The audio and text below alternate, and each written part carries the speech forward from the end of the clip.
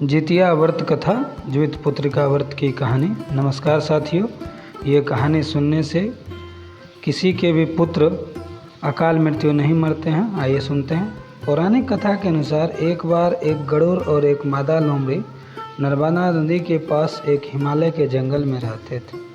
दोनों ने कुछ महिलाओं को पूजा करते हुए और उपवास करते हुए देखा और खुद भी इसे देखने की कामना की।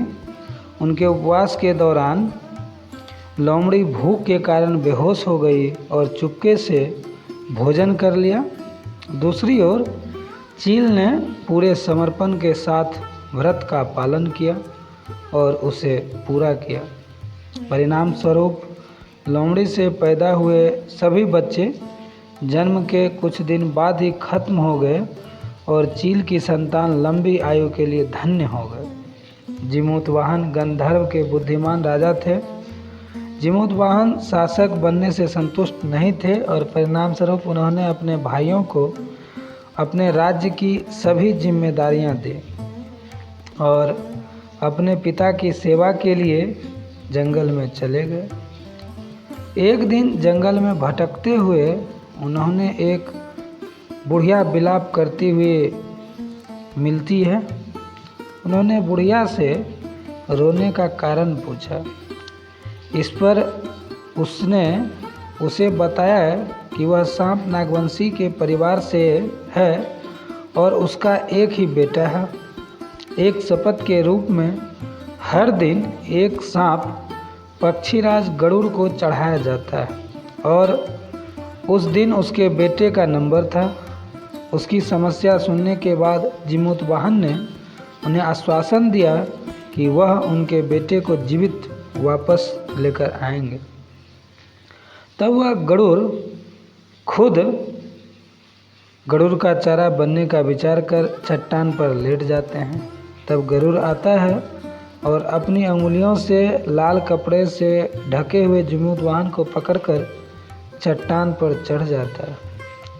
उसे हैरानी होती है कि जिसे उसने पकड़ा है वह कोई प्रतिक्रिया क्यों नहीं दे रहा है।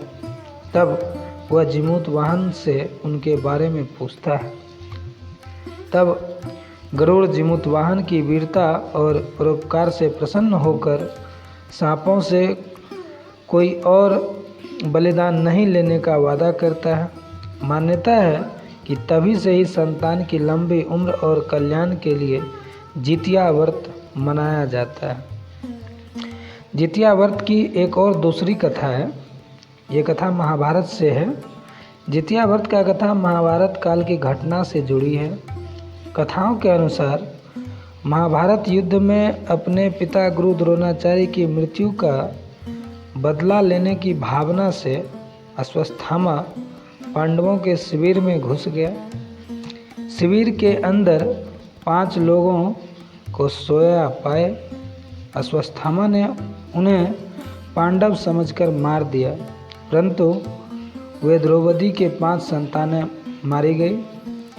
उसके उपरांत अर्जुन ने अश्वत्थामा को बंदी बनाकर उसकी दिव्य मणि उसके माथे से निकाल ली। अश्वत्थामा ने फिर से बदला लेने के लिए अभिमन्यु की पत्नी उत्तरा के गर्भ में पल रहे बच्चे को मारने का प्रयास किया और उसने ब्रह्मास्त्र से उत्तरा के गर्भ को नष्ट कर दिया। तब भगवान श्री कृष्ण ने उत्तरा की अजन्मी संतान को फिर से जीवित कर दिया।